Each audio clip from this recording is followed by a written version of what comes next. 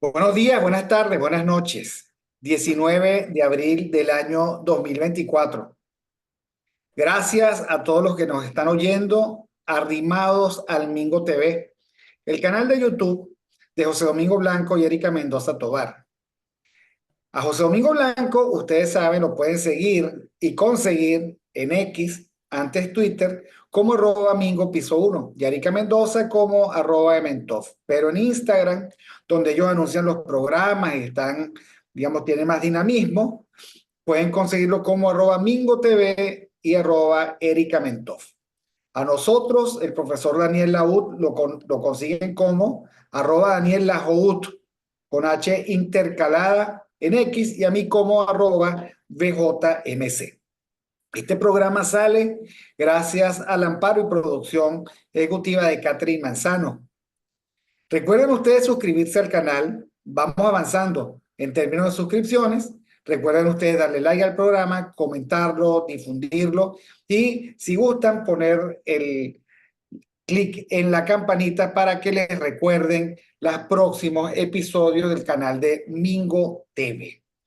Bueno, hoy es un día festivo, 19 de abril.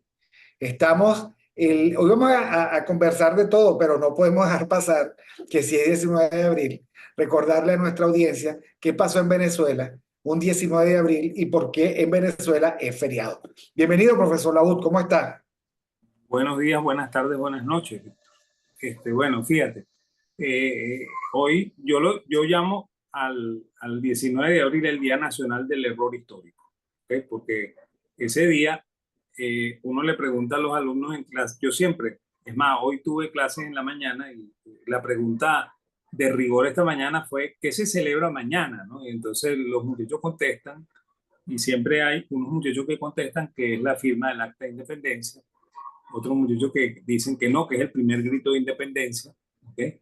Y hoy me pasó, bueno, ayer me pasó una cosa bien particular, ¿okay? Que alguien contestó que probablemente era el natalicio del Libertador, ¿no? Caramba, probablemente, más o Entonces, menos, pues. sí, entonces yo ahí me ratifiqué otra vez más que es el Día Nacional del Error Histórico, porque nadie sabe qué día es ese. ¿Okay? Es más, uno le pregunta normalmente a la gente en la calle, ¿qué se celebra el 19 de abril? Y las respuestas son esas, la firma del Acta de Independencia, el primer grito de la independencia, el que nosotros declaramos que éramos independientes, eso es lo que se dice el 19 de abril. ¿No? Y hay que recordarse una cosa, ¿no? En el año de 1808, ¿ok? Entran las tropas de Napoleón a España y conquistan España, ¿ok? Y España pasa a ser parte del inmenso imperio napoleónico, ¿ok? Y de hecho, ahí, como había una disputa entre padre e hijo, ¿ok? Ambos le preguntan a Napoleón quién es el rey, ¿no? ¿Quién tú crees que es el rey? ¿No? Y entonces el rey, Napoleón, agarra la corona y dice, el rey soy yo. ¿Ok? Y, y entonces él decide que ya el rey no es Fernando VII, ¿okay? Que ya el rey tampoco es el padre de Fernando VII, y decide que el rey va a ser José Bonaparte, su hermano. ¿Okay? Y Porque hay entonces, que decir que todo esto comienza antes de Napoleón con una casa dividida, ¿no? O sea, padre sí, e hijo están está, disputándose la corona. El impaciente hijo no quería esperar a la muerte de su padre. El padre, por supuesto, me imagino, reaccionando. Ahí hay una circunstancia francamente penosa, que no estaba a la altura del manejo del imperio que tenían. El que de alguna manera eso hay que colocarlo sobre la mesa. Ellos sí, llegan a pedirle la mediación a Napoleón y Napoleón me dio, pero a favor de él. sí, bueno, y de hecho, antes de ese fenómeno ocurre el famoso motín de Aranjuez, ¿ok? En el cual el rey Carlos IV, ¿ok? Que era el rey que estaba gobernando, le entrega la corona al hijo. ¿Ok? Pero sin embargo, después de eso, Carlos IV dice que no, yo quiero ser el rey, yo quiero seguir siendo el rey de España, tú eres muy muchacho, yo tengo que ser el rey. Y resulta que Carlos IV también era un incapaz, ¿no? Era un rey que era verdaderamente atroz, ¿ok? Y bueno, y Fernando VII no se queda atrás, ¿no? Fueron reyes atroces, ¿no? Y bueno, y esa disputa, ¿ok? Se lleva hasta el extremo de que cuando entra Napoleón, ¿ok? Que Napoleón pide un permiso, porque Napoleón ni siquiera es que invade España, ¿no? Napoleón le pide permiso a los reyes, mire, yo quiero entrar porque yo quiero conquistar Portugal, ¿ok? ¿Y cuál es el afán de Napoleón con Portugal? Porque Napoleón persigue, ¿ok? a, a Inglaterra para doblegar a Inglaterra, ¿no? Y él quiere que Inglaterra forme parte de ese famoso imperio napoleónico que incluye Francia, que ya incluye Alemania, ¿ok? Que él trató de que incluyera Rusia y fracasa horriblemente, ¿ok? Y bueno, y efectivamente conquista Italia y conquista Egipto. O sea, él está soñando con un nuevo imperio romano que se llama el Imperio Napoleónico, ¿no? Entonces, claro, Inglaterra, ¿ok? Había burlado mucho el ataque de Napoleón, ¿ok? De hecho, Napoleón bloqueó a Inglaterra con la intención de matarlos de hambre, ¿ok? Y resulta que Portugal se había convertido en el aliado fundamental de Inglaterra, y Portugal le enviaba alimentos a Inglaterra, ¿no? Entonces, el soporte táctico de Inglaterra estaba en Portugal. Entonces, por eso es que Napoleón le dice a los reyes, al rey de España, mire, yo quiero pasar por el territorio español, denme permiso, yo no me quiero coger España, yo quiero pasar por el territorio español porque yo quiero entrar a Portugal y quiero tomar Portugal. ¿Okay? Y también ahí las cosas no van muy bien, ¿no? Porque los reyes de Portugal son bastante hábiles, y los reyes de Portugal se mudan a Brasil, ¿ok? Y la capital del imperio pasa a ser Planalto, ¿ok? Que es la parte alta de Sao Paulo, ¿ok? Del actual Sao Paulo, ¿no? Y que todavía es un sitio en el cual hay un castillo hermoso, que es el castillo de los buques de la Casa Braganza, ¿ok? Que fue la que se mudó para Brasil, ¿ok? Y ahí también va a ocurrir una cosa bien, bien particular, ¿no? Que es que cuando los reyes de Portugal eh, descubren, bueno, no descubren, saben que ya Napoleón está derrotado, y ellos deciden regresar a Europa. Entonces, uno de los hijos, que se llama Pedro, le pide al padre que él se quiere quedar en Portugal, ¿okay? Y entonces el rey de Portugal decide, pero él se quiere quedar en el Brasil, ¿okay? Pues está enamorado del Brasil. Entonces el rey de Portugal decide darle la independencia al Brasil, ¿okay? Y entregársela al hijo, ¿no? Y ahí Brasil va a nacer como un imperio, ¿okay? Que se va a llamar el Imperio Brasilero, ¿okay? Y que va a tener 3 emperadores hasta que eso sea derrocado y convertido en una república, ¿okay? Y eso en cierta medida marca la forma en la que el mismo Brasil nos ve a nosotros los latinoamericanos. Pues él nos ve a nosotros como si él es un imperio y nosotros somos una cosa, ¿okay? Por eso es que a mí a veces me molesta mucho cuando los venezolanos se sienten con la libertad de apoyar las barbaridades que hace el Brasil, ¿okay? Eh, y el Brasil fundamentalmente se comporta con nosotros los latinoamericanos como si él fuese un imperio, ¿no? Porque todavía tiene esa ínfula dentro de él, ¿no? Y también marca una cosa muy particular: Brasil no tuvo guerra de independencia, jamás se separó de manera violenta de Portugal, quien sí la tenía colonizada, ¿no? Es la cosa que hay que también acentuar mucho, que nosotros no formábamos parte o sea, no éramos una colonia, nosotros formábamos parte de un gran imperio, ¿okay? Nosotros sí éramos imperio, ¿okay? Lo que pasa es que, claro, la manipulación histórica nos ha hecho a nosotros apocarnos y hacernos creer que nosotros fuimos un sitio sometido por España, ¿no? ¿Okay? Nosotros éramos una provincia más del imperio, ¿no? Y de hecho, una de las cosas que va a pasar luego del 19 de abril es eso, y lo vamos a contar ya, ¿ok? Entonces, fíjate, cuando los reyes de Portugal se van al Brasil, y los reyes de España se quedan en España. Entonces pasa Napoleón, y como está la disputa entre padre e hijo, Entonces ellos le preguntan a Napoleón, ¿quién es el rey? ¿Quién de los dos tú crees que es el rey? Como dicen, Carlos. ¿quién crees tú que es el rey? Entonces con Napoleón, que era un tipo excesivamente soberbio y que se da cuenta de esta ambigüedad, esta debilidad en el gobierno español, él dice, no, no, el rey no es ninguno de ustedes, el rey soy yo. ¿Okay? Y entonces él decide darle la corona a su hermano José Bonaparte, ¿no? Y eso va a marcar algunas cosas muy importantes, ¿no? La primera cosa que hace es que España, ¿okay?, abandona la Edad Media de golpe, ¿okay?, y es forzada por Napoleón para entrar en la Edad Moderna, ¿no? Y de hecho se elimina la esclavitud, ¿okay?, y se declara a todos los hombres iguales, ¿okay?, que es una cosa que en España no existía, ¿okay?, porque España seguía en el mundo de la Edad Media, ¿okay? Entonces, ese asunto es lo que en Venezuela causa temor, ¿okay? Los blancos criollos piensan, oye, estos franceses van a decir que los negros son libres, ¿okay? Entonces yo no tengo más esclavos, ¿okay? Es más, imagínense ustedes a los negros que yo tengo esclavizados diciendo, no, pero yo soy un hombre libre, ¿vale? O sea, a mí tú no me puedes mandar, ¿okay? Y decir también que los pardos son exactamente igual a los blancos, ¿no? Que es una cosa que era impensable para un venezolano de aquel momento, ¿no? Entonces, Porque hay bueno, que decir que en este confín del Imperio Español, había casi castas, ¿no? No sé si la palabra castas es y bueno, apropiada. la palabra es muy cercana a castas, ¿no? Porque de hecho cuando uno lee los libros de aquella época, ellos dicen, por ejemplo, la mezcla de un blanco con un indio se llama mestizo, la mezcla de un blanco con un negro se llama mulato.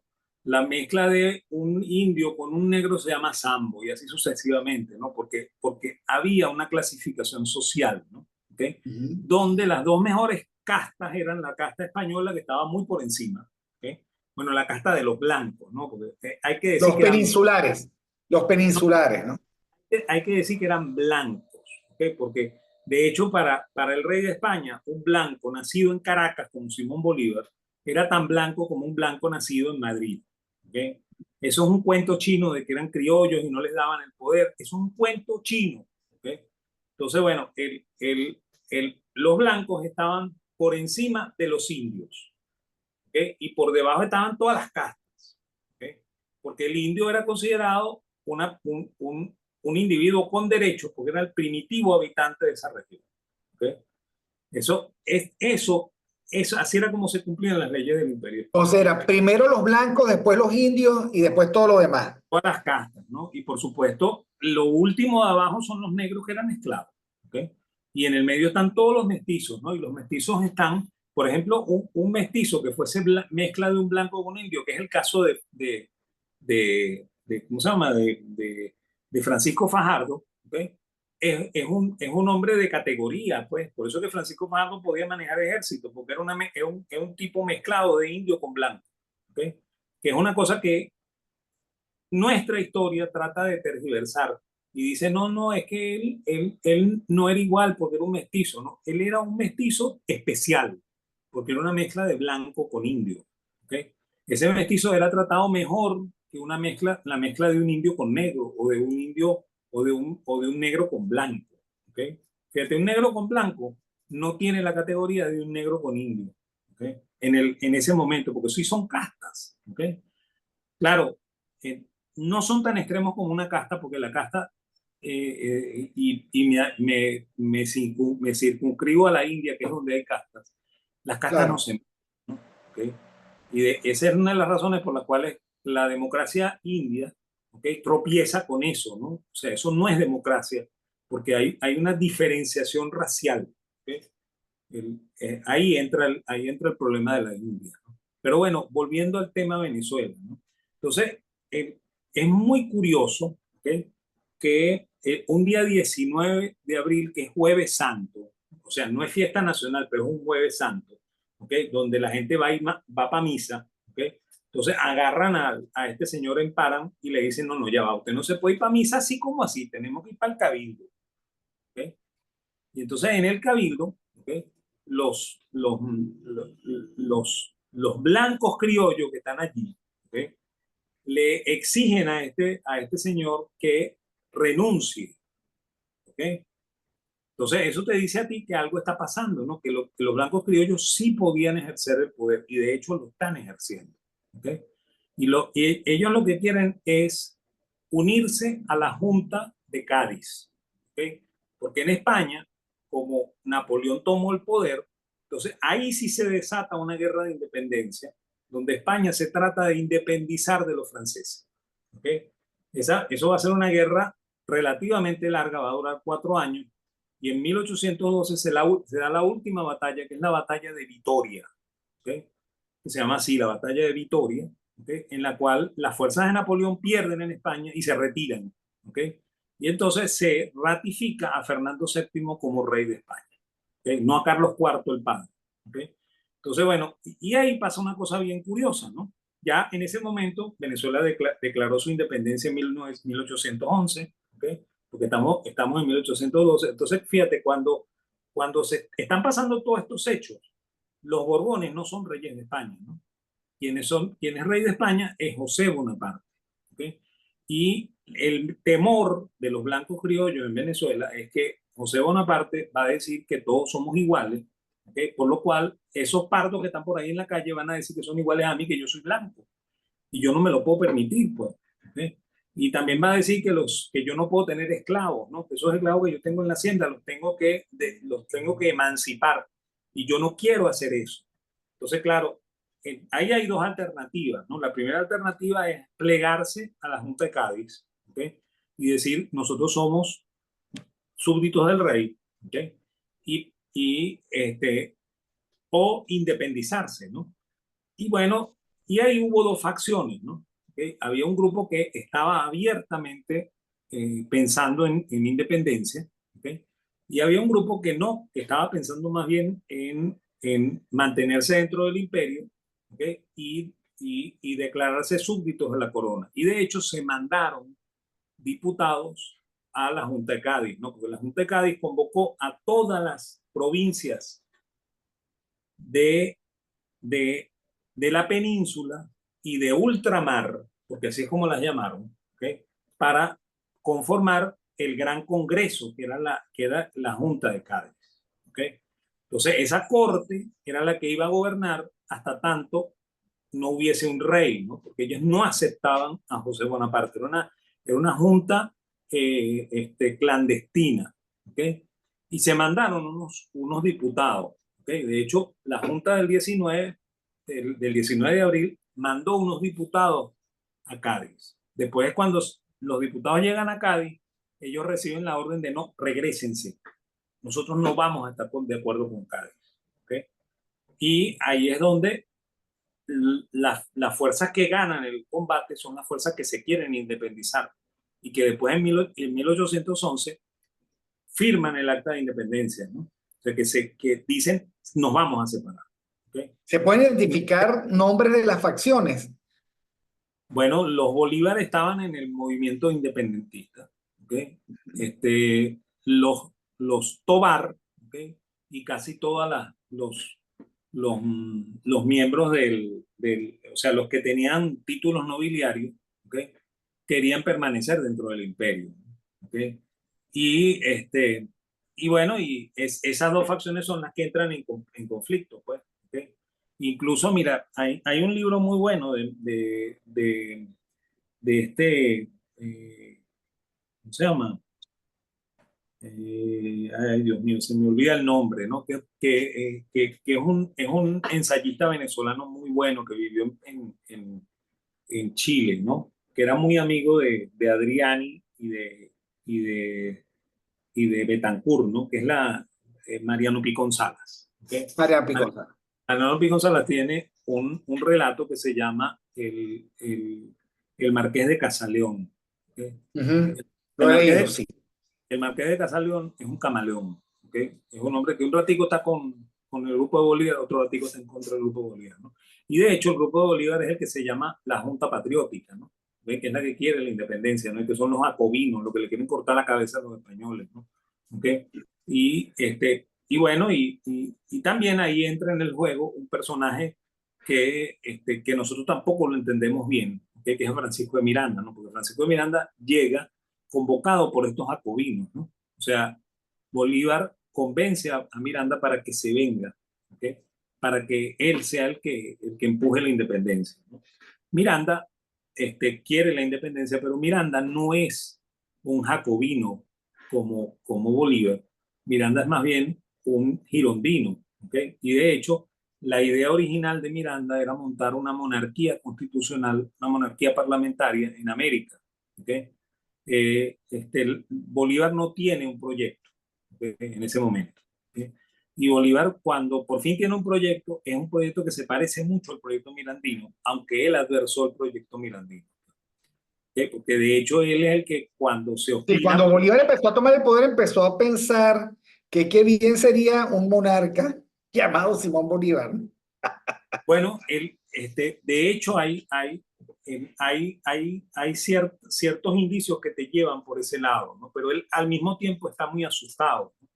Porque acuérdate que cuando México se independiza, el líder de la independencia de México es un cura que se llama, este, Morelos, sí, Morelos. y otro cura más, que es el que se declara emperador, ¿no? ¿Okay? O sea que son dos curas, ¿no? ¿Okay? Entonces, yo no recuerdo el nombre del otro. Morelos es el primero, ¿no? Pero el que arranca a hacer la independencia de México y que la ejecuta, al final establece una suerte de monarquía en México, ¿okay? Y él se declara emperador, ¿okay? Entonces, eso crea al final mucho malestar, ¿okay? En México, ¿okay? Y este emperador eh, lo sacan, ¿okay? Agustín de Iturbide. Ese Iturbide, ¿okay? A Iturbide lo sacan del gobierno y lo fusilan, ¿no? Entonces Bolívar tiene temor de que eso termine ocurriendo si él se autonombra rey, ¿no? Pero fíjate que la constitución boliviana es una constitución en la cual el presidente es vitalicio, ¿ok? Sí, sí. ¿Qué significa eso un presidente vitalicio? ¿Okay? Es una cosa que Rey. es, o sea, una venezolana típica, pues, o sea, vamos a hacer la moneda, pero que no parezca, ¿no? ¿Okay? Entonces, claro, el tipo es un presidente vitalicio, ¿no? Y fíjate tú, ¿cuál es el objetivo de Chávez cuando llega al poder? Tener una presidencia vitalicia, porque eso de la, Lógico. de la reelección indefinida es, bueno, yo quiero ser presidente La versión vitalicio. definida del comandante supremo de la revolución, pues, ¿no? Entonces, Claro. que ya vemos cuánto cuesta desmontarlo. Bueno, lo cierto es que el 19 de abril llegan estos personajes en proyecto, en desarrollo de cada uno de sus proyectos, dos proyectos, defender sus privilegios y por lo tanto defender la corona de España o independizarse definitivamente. Estos dos Y personajes mantener, coinciden y en mantener su... un, exacto, coinciden en un acto, ¿no? Y es llamar al capitán general a cabildo. ¿Qué Sí. importancia tenía hacer renunciar al capitán general, que era el Bueno, que de porque alguna manera, ellos sospechan, ¿okay? Ellos sospechan que Emparan forma parte del imperio napoleónico, ¿no? ¿Okay? Porque cuando él lo mueven de la provincia de Cumaná a Caracas, porque él era el capitán general de la provincia de la Nueva Andalucía, que tenía capital Cumaná, ¿okay? Entonces a él lo mueven de Cumaná a Caracas, ¿no? Y entonces eso ocurre en la época de José, ¿okay? Entonces ellos sospechan que este hombre es un hombre de José Bonaparte, ¿okay? Y por supuesto le tienen miedo, ¿no? Y ocurre un fenómeno adicional, ¿no? Que es que cuando llega en Páramo, ¿okay? eh, él viene con su batallón, que no es tampoco un batallón tan inmenso, ¿no? Son 20 soldados que vienen con él a caballo desde Cumaná, ¿okay? Entonces, cuando él se acerca a Caracas, él ve una polvareda allá en lo que hoy en día es la Plaza Bolívar, ¿ok? Y entonces él le ordena a uno de sus tenientes, mire, teniente, vaya allá y vea a ver qué es lo que está pasando, ¿ok? Porque esa gente tiene que estar ahí uniformada, o sea, derechita, para que yo llegue y tome el control, ¿no? Yo tome el poder de esto. Entonces el teniente se acerca, ¿no? Y el teniente se entera de que hay dos soldados que se están agarrando a golpes, ¿no? Y los otros soldados están aupando la pelea entre estos dos soldados. Entonces el teniente los pone en orden, ¿no? Y manda a detener a los dos soldados que están peleándose, ¿okay? Y los manda al calabozo, ¿okay?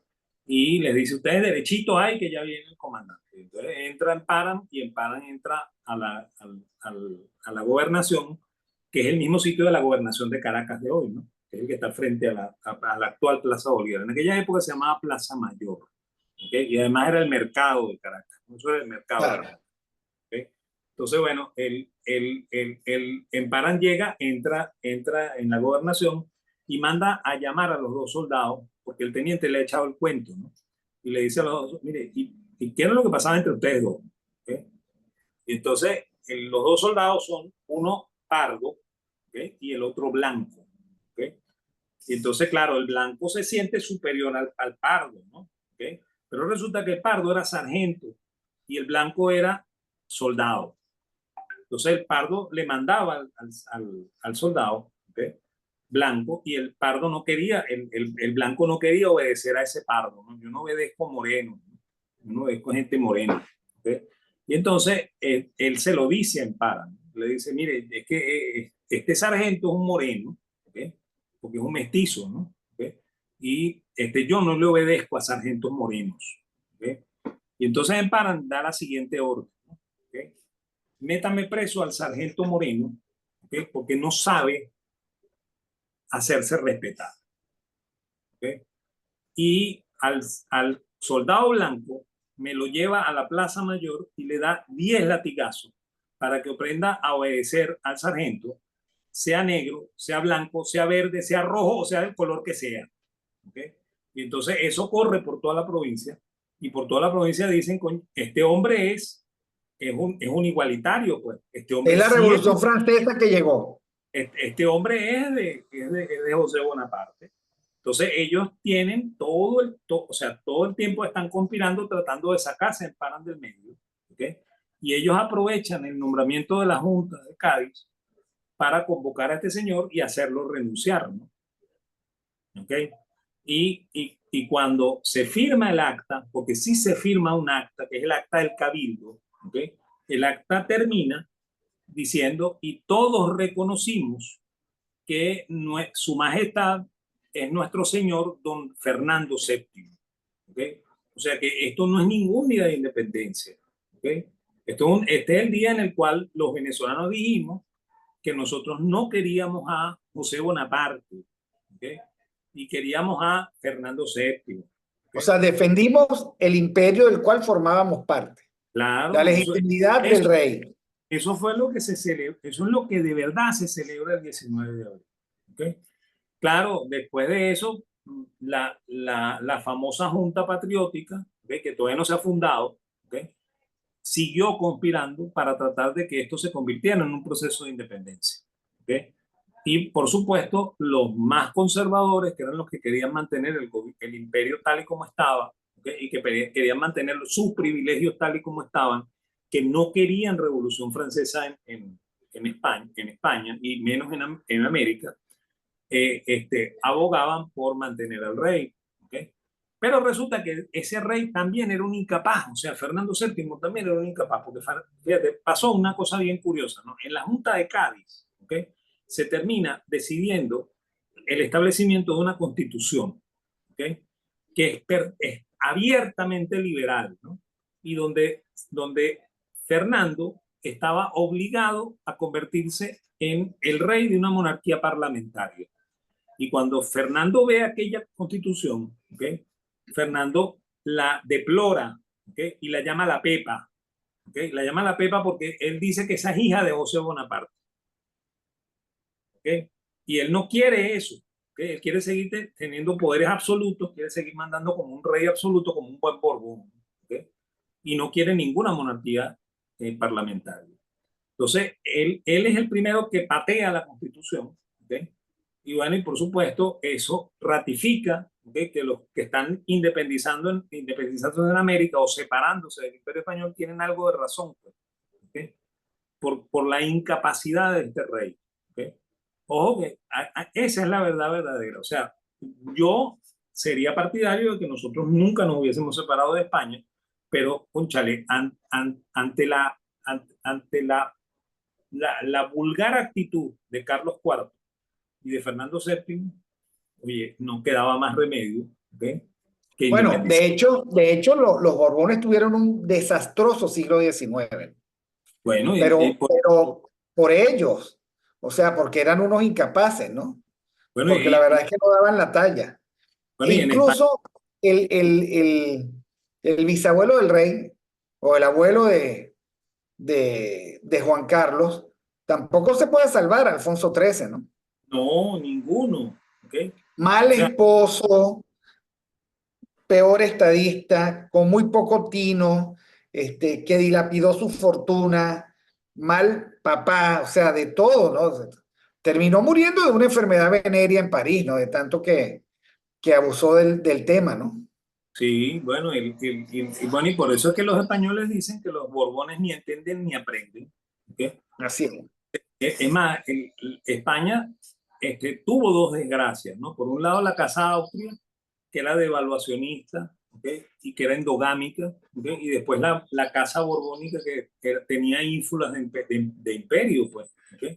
Es más, esa misma Casa Borbónica jamás entendió que esto era un inmenso imperio con provincias, ¿no? Es más, cuando los franceses, y porque los Borbones son franceses, cuando llegan al poder, ellos creen que América es una colonia, entonces son colonias, ¿ok? Y los españoles estaban claros en que eso no era colonia, ¿ok?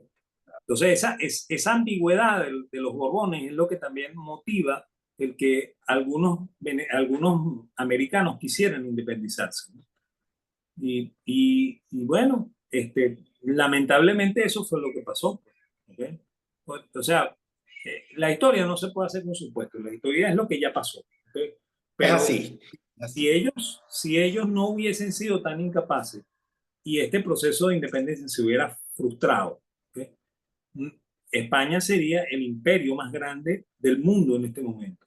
¿Ok? O sea, ese es los reyes de España, ¿ok?, hubiesen, tal vez se hubiesen obligado a convertirse en una monarquía constitucional, ¿ok?, por el tamaño mismo de su No, gobierno. claro, y por la complejidad de lo que significaba gobernar en esa época territorios tan distantes. Ahora Claro. mismo es difícil gobernar un territorio como Rusia, ¿no? Que tiene tantos usos horarios, o la misma China, ¿no? Ahora, esto nos da oportunidad de saltar a Venezuela, ¿no? A la Venezuela contemporánea. Estamos viviendo una etapa aburridamente crítica, ¿no? Pero vamos a comenzar por la parte económica. El, el- los indicadores macro están mejor, pero eso no significa que los venezolanos tengan un respiro, ¿no? Hay menos inflación, pero igual no llega eso a impactar apropiadamente la calidad de vida del venezolano, ¿no? No, bueno, y recuérdate que nosotros hablamos de eso al inicio del año, que yo te dije que yo estaba muy pesimista, yo sigo estando muy pesimista, ¿ok? Y bueno, y lo que ha venido ocurriendo es una cosa muy sencilla, pues el gobierno ha congelado el tipo de cambio, ¿ok? El gobierno lo tiene congelado entre el tipo de cambio va de 36.25 a 36.45 y se regresa a 36.25 y estamos en eso, ¿no? Y bueno, y eso este, ha acentuado lo que llaman inflación en dólares, porque las empresas, para tratar de subsanar la pérdida que les ocasiona el deterioro propio del bolívar, entonces suben los precios en dólar. ¿Ok? Entonces, claro, la gente identifica eso como inflación en dólares y eso no es inflación en dólares, pues eso es el mismo desgaste monetario del bolívar que se transfiere al dólar, ¿no? Porque el Es gobierno no ha, así. el gobierno no ha tomado Porque la de decisión. alguna manera todavía se depende en parte de los bolívares, ¿no? De Claro, alguna manera. porque es que Bueno, o de muchas maneras.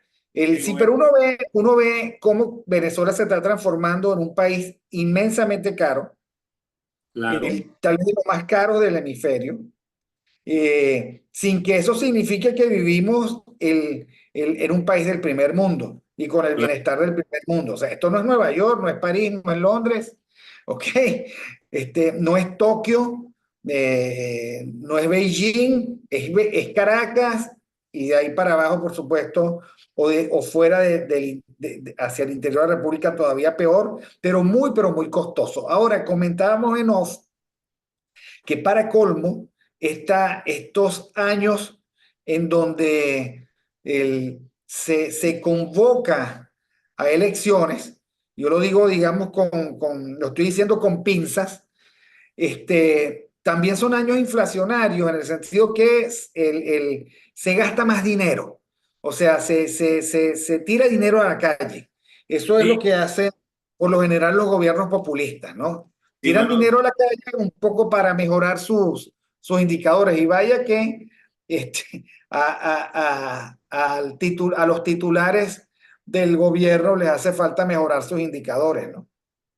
bueno, no, lo que ocurre es que el gobierno gasta más dinero, ¿no? Y ese gasto de dinero no es un gasto productivo, ¿no? Sino que es un gasto en un servicio, ¿ok?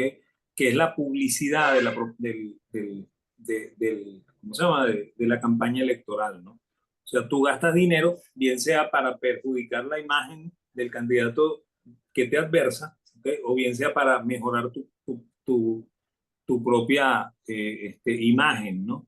¿Ok? Y ese gasto no tiene no tiene una contrapartida en producción, ¿ok? Así es. Entonces el gasto es eminentemente inflacionario, ¿no? Eso es dinero que tú le metes en los bolsillos a la agencia de publicidad, la agencia de publicidad se lo gastan, ¿ok? Contratando gente, ¿ok? Y eso al final no redunda en un mayor producto de la nación, y eso al final termina siendo abiertamente más inflacionario. ¿Okay?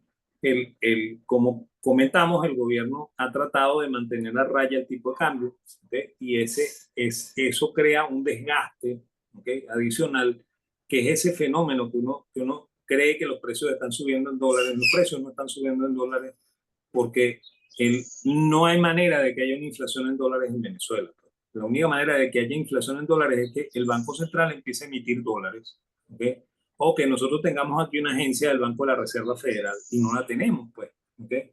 Entonces, lo que ocurre es que el gobierno no termina de tomar una decisión definitiva con respecto a la dolarización, que se debió haber tomado hace 3 años, ¿no? Hace Ni 3 años. ni se ve cerca, ¿no? O No, sea, no, es una especie es de gran trinchera donde no pasa nada. que por Aquí, la verdad es que yo no veo, más allá de ese esfuerzo de mantener anclado el tipo de cambio, yo no veo ningún esfuerzo económico de nada. No veo ninguna preocupación porque nosotros no tengamos banca. No veo de verdad nada, no no, veo ninguna iniciativa, ninguna preocupación siquiera por mejorar, nada, pura excusa. Todo lo que bueno, sale mal es producto de las sanciones, todo lo que no se puede hacer es producto de las sanciones y por supuesto ese planteamiento tan complicado de que detrás de cada insatisfacción hay una especie de conspiración, ¿no? Pero eso no bueno, mejora el país.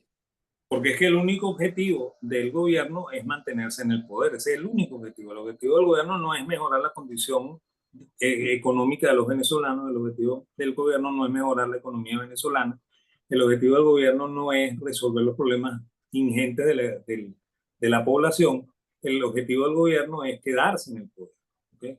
Entonces, bueno, se hace de todo, ¿no? Una de las cosas es tratar de mantener el dólar a raya para que la gente crea que ellos están controlando la inflación, cuando en el fondo están emitiendo más dinero, ¿no? Y ese más dinero lo que te genera es más inflación, ¿okay? Es más, de hecho, ellos habían bajado un poco la emisión monetaria hasta marzo, ¿okay? Y esa es la razón por la cual el índice de inflación había bajado un poco hasta marzo, ¿okay? Y ya en abril están emitiendo de nuevo dinero, ya se ve el balance del Banco Central que se está inflando, ¿okay? Entonces eso va a redundar en mayor inflación. O sea, debemos esperar que el mes de abril, mayo, junio, etcétera, sean meses más inflacionarios que los meses de enero, febrero y marzo. ¿Okay? No hay mayor crecimiento económico, no hay más empresas, ¿okay? Por lo cual no va a haber más producción. ¿Okay? Más bien hay más limitaciones porque el gobierno ha impuesto aranceles, ¿okay? Cada vez más, ¿okay? ayudar a las empresas nacionales supuestamente para que produzcan, y las empresas nacionales no están respondiendo tampoco a la producción. Entonces, eso va a generar escasez y más inflación. ¿Okay? Entonces, el panorama no es un panorama optimista. Yo insisto, yo no era optimista en enero y no soy optimista hoy en abril. Pues. O sea, yo creo que esto va en deterioro. ¿Okay? Para colmo de males, bueno, esta es una semana muy especial, ¿no? Una semana complicada porque antes del domingo tenemos que resolver el problema del candidato presidencial. ¿Okay? Este, el Yo creo gobierno, que eso se dañó, ¿sabes? Entiendo, digamos, que existe como una gran expectativa para tener un candidato. Yo, usted lo sabe, creo que no hay curso electoral posible, pero obviamente ese es un issue, ¿no? Uno ve incluso entre dolor y pena que no haya ninguna... O sea, uno dice, si estos son los encargados, estamos fritos. Por eso digo que eso se dañó. Todo lo contrario a lo que se debe hacer se está haciendo. Cuando el, se prescribe, por favor, que no haya guerra de micrófonos, pero se están dando con todo por las redes sociales. Cuando se prescribe, bueno, es cuestión de reunirse, pues están evitando cualquier tipo de reunión cara a cara. O sea, la verdad es que yo creo o sea, se dañó el espectáculo. Es como que si viniera aquí el mejor artista del mundo y entonces llueve, se daña el sonido, el artista además le da una indigestión estomacal, ese día hay un apagón, o sea, todo eso a mí me y todo, parece que ya todo perdió sentido porque no hay forma de replantear un ánimo diferente antes del 28 de julio, ¿no? sí, bueno, eso todo conspira contra la situación de la alternativa, ¿no? ¿Okay? Y bueno, y además, esta semana también es la semana en la que el gobierno norteamericano iba a decidir lo de las sanciones, ¿no? Y decidió lo de las sanciones, ¿no? Decidió hacer una suerte de stand-by, ¿okay? Crearon una cosa que llamaban la 144A, en la cual le están avisando a las empresas que tienen negocios en Venezuela que tienen hasta el 31 de mayo para ver cómo lo resuelven. ¿Okay? Y bueno, y mientras tanto, yo me imagino que el 31 de mayo va a haber una 144A, ¿okay? 144B, en la cual nos van a decir otra cosa, pues, ¿okay? Y eso va a ir recortando la participación de la Exxon Claro, como no hay empresa que pueda pensar en inversión en plazos de meses. Usted probablemente lo sabe mejor que y yo, con en petróleo. seguridad. O sea, se plantean proyectos de inversión cuyo retorno se piensa en años. Entonces, esto de 6 meses, esto simplemente es un despropósito económico. Es un despropósito económico. Ahora, también pesa sobre el ánimo de los venezolanos que vivimos en Venezuela. Eso, yo simplemente voy a leer, por no dejar, un tweet, un X, un post, ahora lo llaman así, que escribió Vladimir Petit Medina, que fue dirigente político, etcétera, ¿no? Fue profesor del IESA, doctor en gerencia. Y entonces él llega y dice, adosarse a los gringos demócratas, depender de una negociación mal hecha y llevada inaudita, parte no se arregla con unas sanciones que nadie aplaude. Y entonces iba eso. Se ha ideologizado el tema de la bondad o no de las sanciones. Pero lo cierto es que más allá de la posición política y de la capacidad de resistencia de los venezolanos, no creo que haya un venezolano que le guste vivir en un país sancionado, donde todo se vuelve muy complicado. Bueno, de hecho, fíjate, cualquiera de nosotros, ¿okay? Se acuerda que antes del año 2012, ¿okay? Uno podría medianamente comprar con una tarjeta de crédito en el exterior y traerse cosas a Venezuela. ¿Okay? Hoy en día eso es más difícil, ¿no? ¿Okay? Se Y más puede hacer, caro, pero más caro. pero es muy... Un sobre de DHL que manden a Venezuela desde Miami puede costar $80. Sí, por Un eso. sobre, un Porque sobre. las sanciones te inflan el precio de eso, ¿no? ¿ok? Y lo mismo pasa, o sea, ¿qué te digo yo? O sea, tú podías comprar un computador en Amazon y te lo mandaban por correo y te llegaba, ¿ok? Hoy en día tú tratas de comprar un computador en Amazon y Amazon te dice que no tiene envíos para Venezuela, ¿ok? No tienen, su país no tiene envío, etcétera, etcétera. Claro, Claro, porque, nosotros pagamos sobrecosto. Claro que entonces la gente tiene un inbox, qué sé yo, en Miami que te lo manda, pero eso todo es plata, plata, plata y tiempo. claro, Tiempo, tiempo, tiempo. Lo más rápido, 3 semanas. Tiempo, eso es tiempo. Entonces, claro, supóngase que a uno se le daña la computadora y uno necesita para trabajar la computadora, uno pierde un mes. claro, ¿no? Entonces, lo que digo yo es que y más allá de la reflexión política que tiene como objetivo la pertinencia o no de las sanciones, también tengo que decir que no hay ningún solo venezolano que le guste vivir en un país de sanciones. No tienes luz, no tienes gasolina, no tienes agua, no tienes banco, no tienes tarjeta de crédito, no tienes nada, y de paso entonces todo lo que tú te puedas ingeniar te cuesta muchísimo más. Ahora, ese es el saldo de una absoluta rigidez, incompresión y excesos de este momento político, ¿no? Claro, claro, ese es el costo de oportunidad de las sanciones, ¿no? ¿Ok? Que lo sufrimos los venezolanos, ¿no? ¿Ok? Y las sanciones también tienen un problema adicional, ¿no? Las sanciones al final no resuelven el problema, ¿ok? Porque de hecho, mira, Cuba es un país que está sancionado desde los años 60 del siglo XX. Irán es un país sancionado, ¿ok? Desde hace casi 20 años, ¿no? ¿Ok? Y ellos siguen ahí, ¿no? ¿Ok?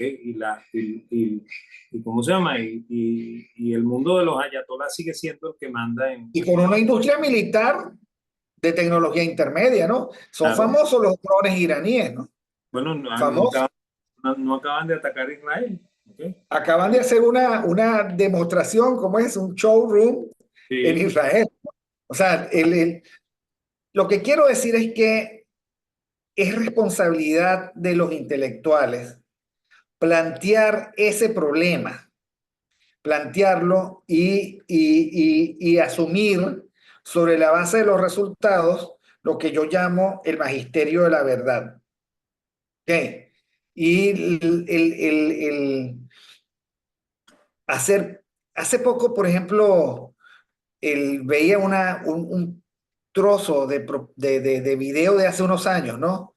En donde una mujer venezolana está en una marcha y dice, ninguno de nuestros jóvenes inmolados es en vano. ¡Wow! Me pareció horrible. O pero sea, era la apología del martirio. Bueno, la verdad es que se inmolaron un poco de jóvenes y hasta ahora ha sido en vano, y la solución no es, si algún día se da, ni es por ellos ni es por su martirio. No sé, claro, en honor a la verdad, eso fue un error. O sea, yo lo que creo es que ejercer el magisterio de la verdad en estos momentos tan convulsos tiene un costo, pero hay que tratar de ejercerlo, efectivamente. Bueno, allí tenemos eso. Usted ha planteado tres cosas: la situación económica, el despropósito de los momentos electorales, el ambiente de las sanciones para los venezolanos de a pie, que no tienen ni arte ni parte en esta gran discusión, que somos la mayoría, y para colmo, digamos, la excusa casi perfecta. Si sale el sol es por las sanciones, y si no sale el sol también es por las sanciones. Y yo creo que eso es lo que ha permitido la sobrevivencia del más oprobioso régimen de América Latina, que es el cubano. Ellos han construido la excusa perfecta. Esto sí, es lo bueno, que hay porque las naciones no nos permiten más. Ahora, ellos viven perfectamente. La nomenclatura. Los que se friegan son los cubanos de a pie. sí, bueno, la nomenclatura vive a sus anchas, ¿no? ¿Ok? De hecho, la gente que en algún momento visitó el Palacio de Gobierno de La Habana sabe, ¿ok? Que ahí se come caviar, que ahí se come langosta, ¿ok?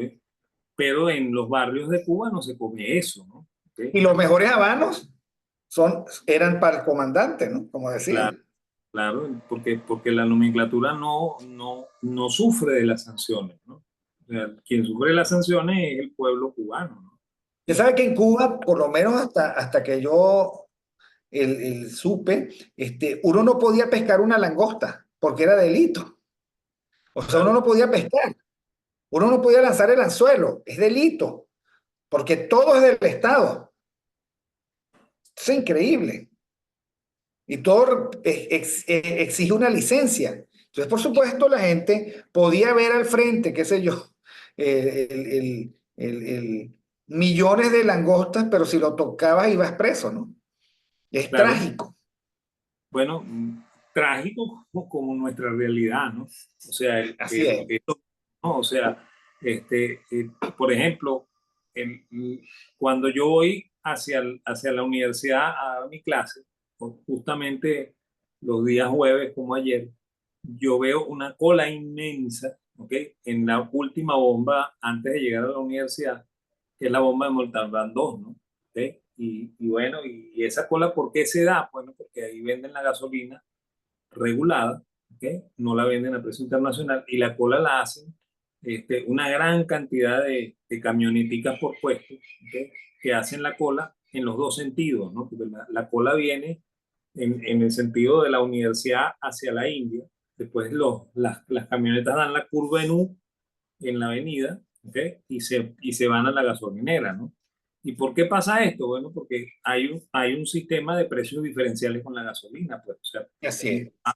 tú vendes a la gasolina a un precio en la gasolinera regulada y la vendes a otro precio en la India que se vende a precios internacionales, ¿no? Entonces, Así. ¿cómo se soluciona eso? ¿Ok? Eso se soluciona haciendo un solo precio, ¿ok? Que probablemente podría ser más bajo que $0,50 el litro, ¿ok? Y eliminando ese subsidio, ¿no? Entonces ahí las camionetas estarían obligadas a poner su gasolina en cualquier gasolinera y no habría colas inmensas para llenar gasolina, ¿ok? Bueno, Porque la gente... es que esa espiral Ah, totalitaria de la que hablaba Mises, ¿no? ¿El problema cuál es? El problema está en que regulo el, el pasaje y lo regulo como me da la gana. Y entonces, claro, bajo el supuesto de que yo te doy la gasolina. no, Y y entonces, ese todo es es trágico. esa es otra historia porque el precio del pasaje lo acaban de subir, ¿no? ¿Ok? Y las camionetas pidieron que le pusieran el precio en $20, en 20 bolívares, ¿ok? O sea, en el equivalente de 20 bolívares. Y bueno, resulta que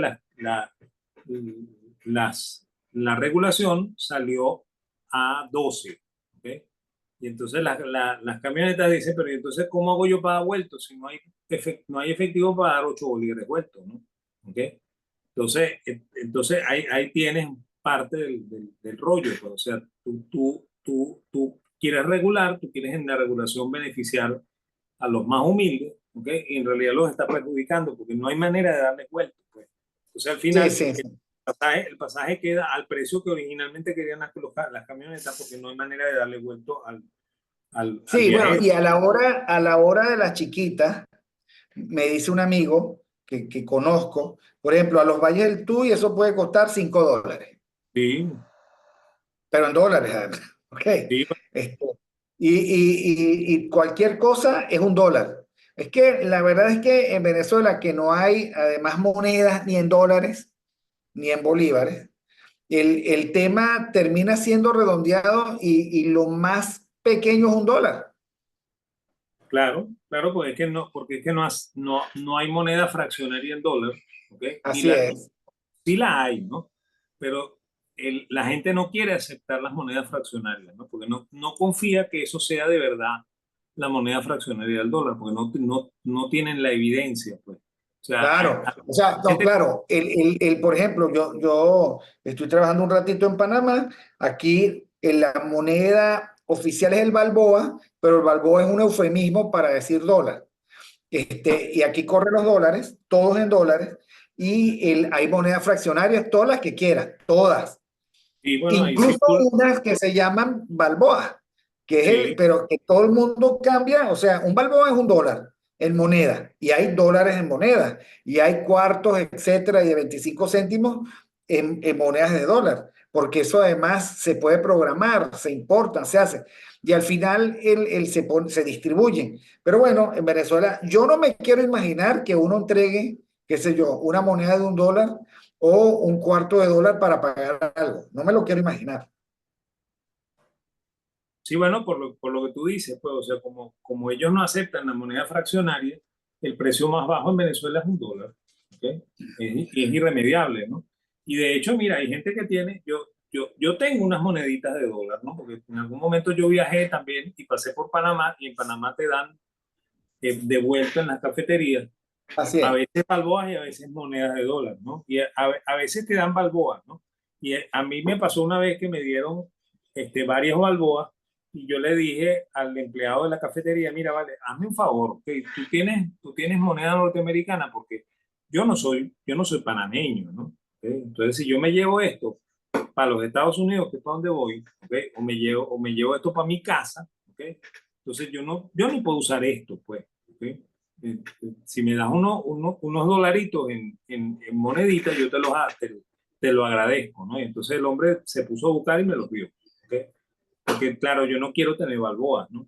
No No, tiene no, sentido. lógico. Pero usted recuerda esa época insólita donde el presidente Chávez proponía las monedas comunales.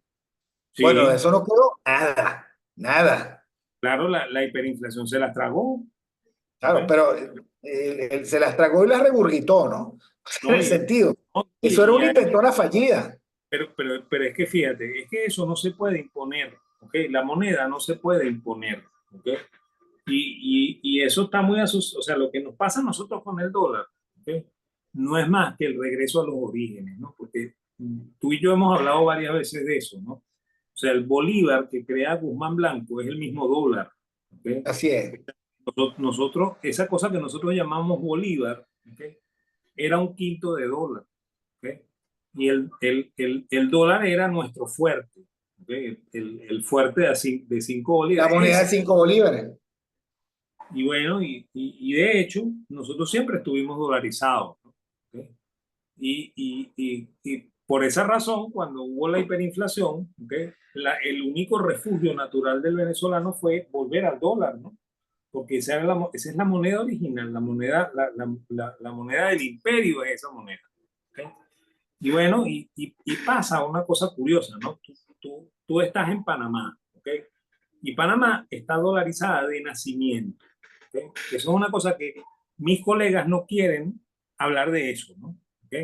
Porque claro, eso contradice todo lo que ellos dicen, ¿ok? Pues fíjate, si una empresa, si un país tiene 120 años dolarizado, ¿ok? Y no ha pasado nada, y más bien todo lo contrario, ese país crece, ese país no tiene inflación, ¿ok? Ese país le va de maravilla. Entonces, es la prueba palpable y evidente de que lo único que hay que hacer en Latinoamérica es dolarizarse, ¿ok?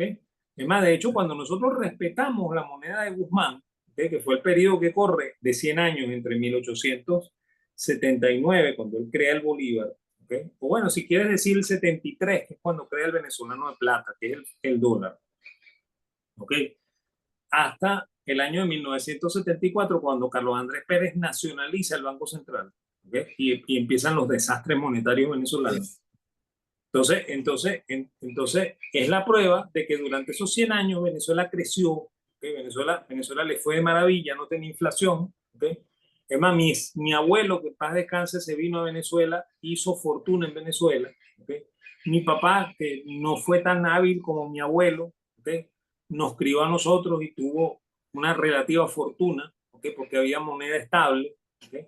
Entonces, es la prueba de que eso es lo que le hace falta a Venezuela, moneda estable, no Estabilidad es igual a capacidad de echar para adelante. Ahora, claro, uno no porque puede luchar tú puedes, contra todo. tú Uno no puedes puede permitir. luchar contra los apagones, la falta de agua, la falta de moneda, la inflación. No puede, porque en eso se le va la vida a uno. O sea, cuando usted estaba echando el cuento, bueno, un día completo para echar gasolina y la gente cree que está ganando. O sea, te ahorraste 30 y perdiste 40, porque un día de trabajo hay que ver cuánto es el lucro cesante, ¿no? O sea, Claro, hay que ver. Pero igual, digamos, estamos como, como muy fregados y eso tenemos que registrarlo. Tenemos que registrarlo y no olvidarlo. El, el, sacándole el hueso o las espinas de la política, vemos efectivamente lo que está ocurriendo y también cuál es el marco de nuestras posibilidades. Bueno, profesor, se nos acabó el tiempo, pero bueno, seguiremos conversando de esto y otras cosas el próximo viernes. Que bueno, que pase el resto del día 19 de abril tranquilo, reponiendo fuerzas, repasando y bueno, nos seguiremos viendo. A todos ustedes, muchísimas gracias. Recuerden suscribirse al canal Mingo TV, el canal de José Domingo Blanco y Erika Mendoza Tovar, y estén pendientes de nuestras próximas emisiones. Muchísimas gracias. eso es. Hasta luego.